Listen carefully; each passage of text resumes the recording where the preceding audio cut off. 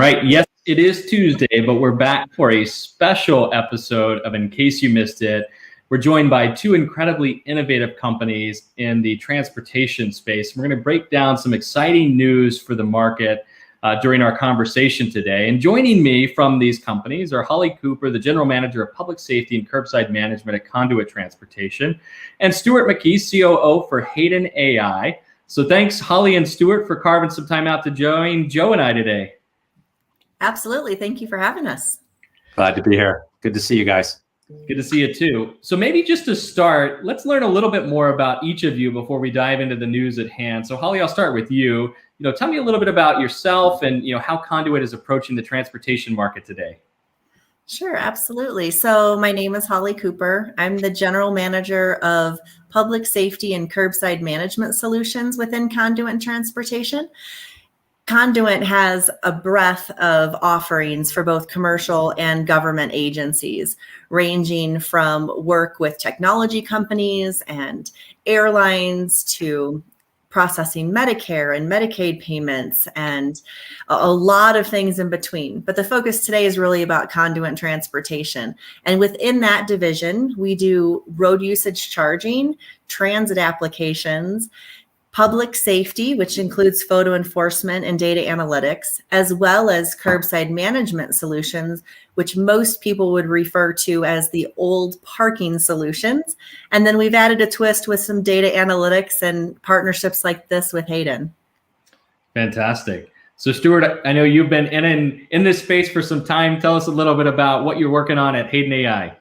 Yeah, well, Dustin, really appreciate you guys taking time to be here. And Holly, thanks for joining us, and Joe as well. This is a big switch for me. I think some of you know me, and Dustin and Joe, we've known each other for quite a while, and a long career at Microsoft. Now I'm the Chief Operating Officer at Hayden AI, so it's a big switch for me in that going from a very large company to a small startup has been a big change. I'm really excited and enjoying Hayden for a bunch of reasons, but one of them was just the enthusiasm for the innovative technology and the idea to be able to do some really creative stuff and deliver some, technology and products and services into the government marketplace, which I'm particularly passionate about. As part of this post-pandemic idea, I keep saying post-pandemic because I'm very excited that, we're going to emerge from kind of this pandemic world. But to do that with innovative technology it's really exciting. So glad to be at Hayden. Awesome. Well, I know today you're joining us to announce an exciting partnership. So Stuart, what is it and what does it mean to the GovTech market? Well, Joe, great question. What's interesting for us is, we're building, new technologies and in many cases disruptive technologies. So the partnership is really important for us. Conduent represents this amazing company with a lot of history that has built so much trust in the marketplace. And so, we're just really pleased to be able to partner with Conduent, and I know we're working hard every day to deliver products that, citizens and our customers, cities and counties can trust, and as well as will delight citizens. And, this is really just an opportunity for us to continue to, bring new creative thoughts and ideas into the marketplace. And we're looking forward to really making a big difference. Perfect. And Holly, can I share your perspective? What does this mean to Conduent, and what do you think it means to the market? For us at Conduent, we're always bringing forward technological solutions to what we would have seen as normal business problems. But with what Hayden is doing, it's helping us take leaps and bounds in the artificial intelligence and really incorporating what they're coming up with for our solutions today. So what does it mean for the market? It means we can bring solutions to them faster and more innovative ways than what we have previously. And them being able to develop some of the solutions we'll talk about today, you'll be able to see that translate into really good use cases for our government clients.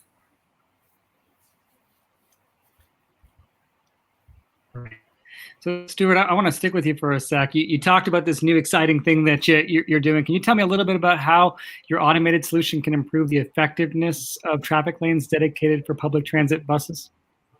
Yeah, one of the things that we found, it's really interesting. Public transit as a concept is, super important to our cities in many, many ways, but there's a few things about it that are particularly relevant to us and what get us excited to show up every day.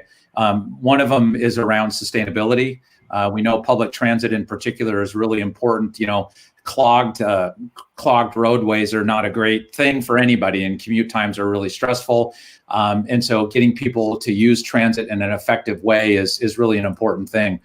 What we've also found, though, unfortunately, is where we have dedicated bus lanes and dedicated lanes, when they're clogged with illegally parked vehicles, the buses don't move. And if buses don't move, people don't ride it. We've seen some really interesting outcomes in some pilot projects that have been conducted in a number of places, where it turns out when you improve the flow of buses, more people will ride the bus, on-time service increases. And a lot of the transit agencies will talk very deeply about how important on-time service delivery is. The other thing that we found, candidly, that got us really excited is when we started looking at this problem even more, is how important equity is in the bus system in particular. So during the pandemic, and I told myself I don't want to talk about the pandemic, but that's the reality of where we are. What we found is through the pandemic is that who was riding the buses is really our essential workers. And if you think about it, some of us were technology folks or whatever, were able to work remotely and do this, but the kind of people that needed to get to work are essential workers. And so we've also found that public transit is, super important in that regard as well, essential workers and others getting to work. So, we feel really good about the idea that we're going to help these transit systems operate more efficiently and, help people get to work. So, you mentioned this at the beginning. We've known each other for a long time. You've made a career of seeing around the corner. Where else do you think that this technology can be used beyond just buses? Well, that's a great question. And I want to be a little cagey here because you know what? We're a small little startup, right? With that's really moving quickly. And I don't want to encourage other competitors out there to come into our space. And I say that tongue in cheek. The more people that are in this space, the better, because at the end of the day, what we're doing is delivering services to government and helping the communities that we live in. So that's a great thing for everybody. But I can tell you the autonomous future is coming. And what I mean by that is it's not secret that, computers are getting faster and faster and cheaper, and we're able to apply technology to, new creative solutions and problems. And where we are now, I think you guys would agree, these geographies are desperate for innovations to kind of get through and get into this new, hopefully, recovery period. Right. And so I think some of the things that you'll see us doing, and I don't want to steal Holly's thunder either, but you'll see us talk a lot about analytics and data and information and the kind of things that you might do in an autonomous future. And what that means is, curbsides are incredibly important. They become they're important today, but they're increasingly important in the future. If you can imagine autonomous vehicles coming and going, you hear a lot around the world about congestion pricing. Doing creative things with data and information that allows cities to manage flows in and out of urban and metropolitan areas in a way that makes sure goods and services and people are moving more effectively. So that's just a little scratching the surface, but there's just so many applications to the technology we're bringing, particularly around the idea of being able to use data in creative ways for city managers and others to, take care of the environment that they're operating in. Absolutely. So, Holly, I'd love to get your perspective on what the opportunity is here for cities across the country. We know that there's so many challenges that are out there that they're trying to navigate and so many things that they're trying to balance. What are you helping them tackle with this new solution? So one of the things that is great about this solution is you're really getting different governmental agencies working together. And I think that's why our partnership is as strong as it is. Conduent has a lot of relationships and a lot of different pieces of transportation and government, right? And we're really able to leverage that with the technology to work together. So for example, you mentioned the reference to transit. Yes, the transit agencies own the buses where Hayden's equipment will be mounted and collecting data, but the parking authorities need the information that is happening at the curb. Using their perception system and understanding how that curb runs is just as important to them as it is to the bus route, right? You look at the analytics that Conduent has done with their merge platform and around loading zone enforcement, and when do we properly use the curb for certain uses and functions throughout the day to the most efficient manner in which possible. You can't do that without data, right? So having a mechanism to constantly bring data in, whether you're using it in an enforcement capacity or not, is irrelevant. Yes, enforcement's a great way to change driver behavior. We've seen that through any type of enforcement, whether it's a police officer issuing tickets or a camera sending you a violation in the mail, right? It almost doesn't matter if you have the enforcement piece, if you can use the curb more efficiently, right? And get that message out. Now, I'm a big advocate for enforcement. I think that that's how you change driver behavior. So obviously we're bringing it to our customers first and foremost. But the way, I'm going to mention the pandemic again, but the way it's changed the way we view things, there are repurposing the curb. We have locations and customers we've worked with where we've opened curb space up, eliminated parking to have social distancing for restaurants in major metropolitan areas, right? But if you don't know what is there in those spaces, it's harder to repurpose that. Something as simple as a fire hydrant and understanding where those are at in the city, you can then plan what can you repurpose versus what is mandatory emergency access. So there's a lot of creative ways you can use the data. Stuart, we just heard from Holly on the critical role that data is going to play. So there's obviously a data component to all of this. So maybe you could shed a little bit of light on what data analytics and visualization capabilities there'll be and what they'll enable cities to do that they cannot do today. Well, one of the things that's really interesting, I'll tell you, it's not even just a data issue, but the ability to use technology to scale. And, to Holly's point, trying to manage these critical assets is super challenging. And, what you do today is you deploy somebody, whether that's an officer or, somebody to go manage and ticket illegally parked vehicles, right? Okay. You can only do that where somebody is deployed. One of the great things about technology and some of the autonomous capabilities that we have built, you remove a whole bunch of bias. And there's bias built into the current system, no matter how you look at it. It's based on an individual. Is the person going to write a ticket or not? I like red cars. I don't like red cars. That's just people. So by removing human bias is really important. But even more important is removing location and time bias.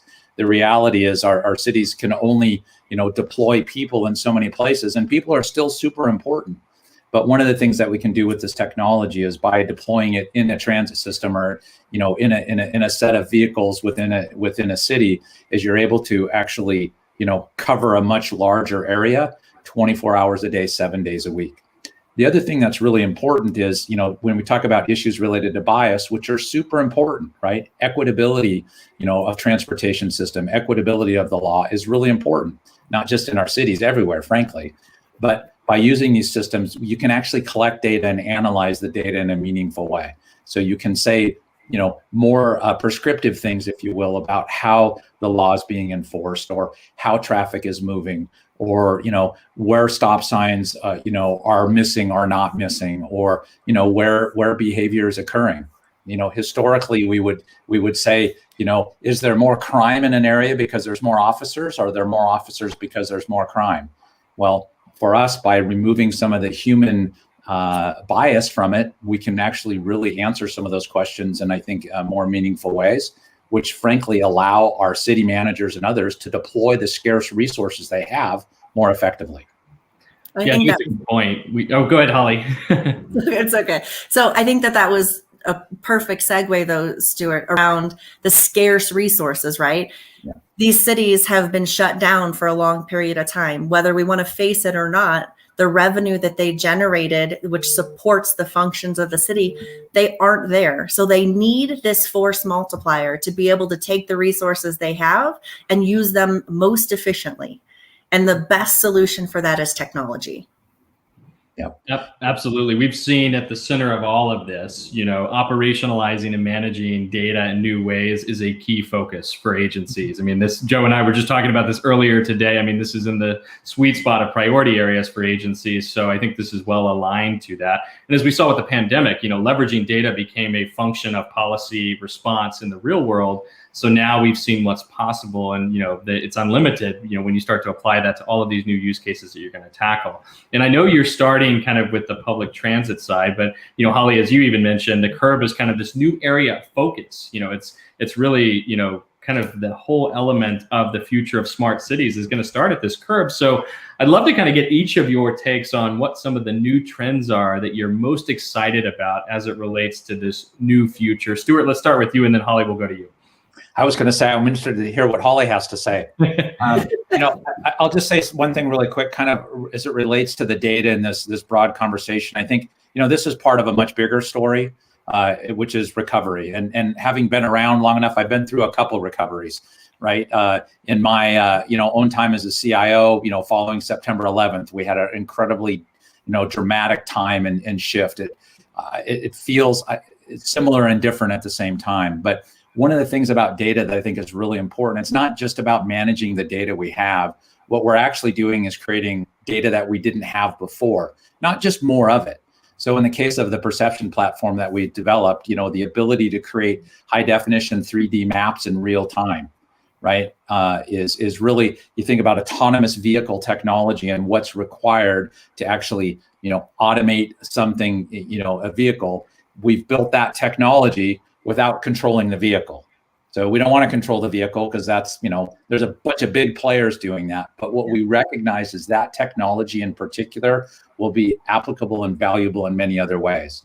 So if you can imagine, this perception platform that can think and reason in 3 dimension in an urban environment with really high precision location, right, is really an interesting thing. It's a new type of data.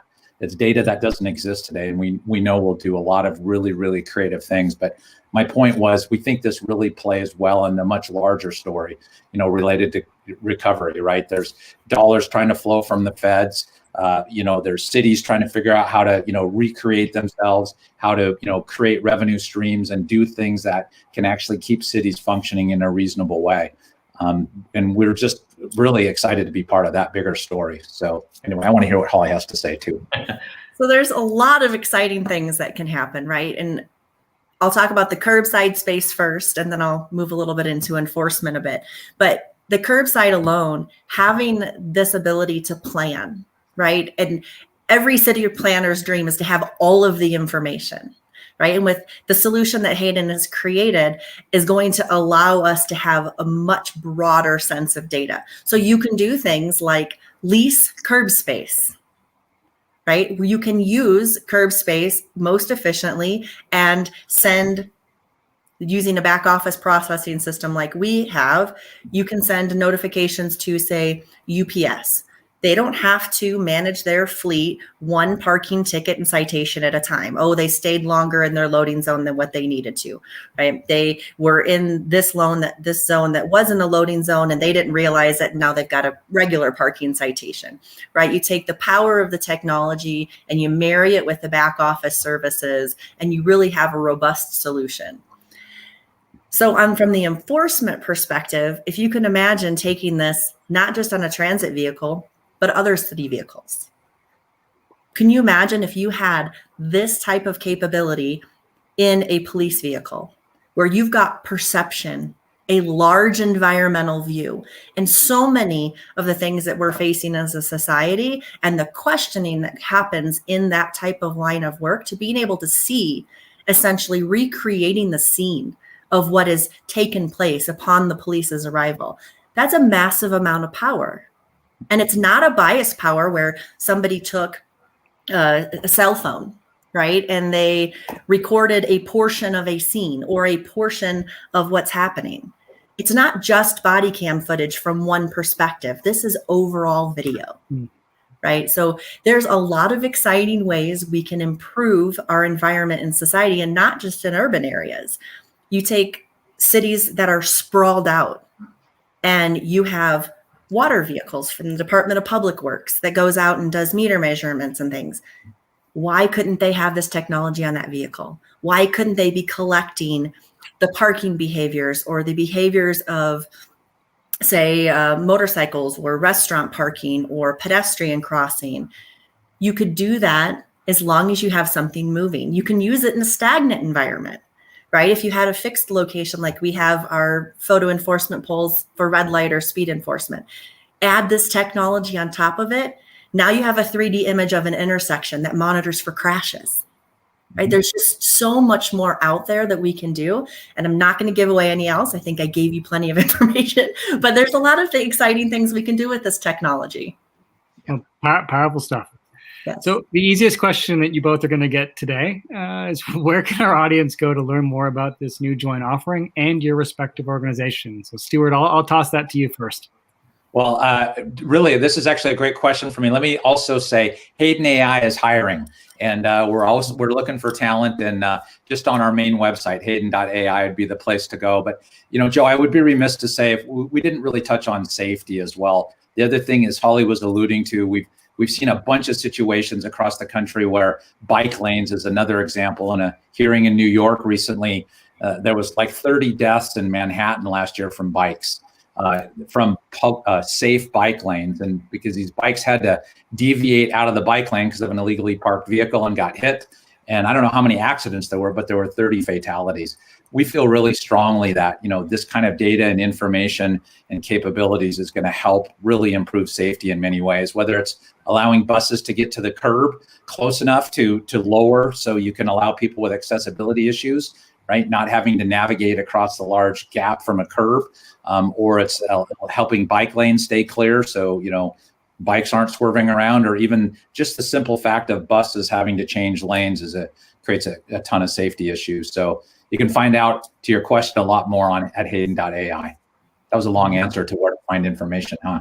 No worries. Holly, where should they go? So you can go to conduent.com. You can go in the transportation section and look in curbside management and public safety for our recent innovations with Hayden AI. And I would look overall into road usage charging and the transit offerings too, as we move forward with additional solutions. Well, perfect. We want to thank both of you for taking time out of your day to join us on this special edition of In Case You Missed It in GovTech, and to announce this partnership. So thank you very much. Look forward to hopefully hearing great news in the future about where this partnership goes. So thank you very much. Have a wonderful day. Stay safe and see you all on Friday for the next episode. Thanks.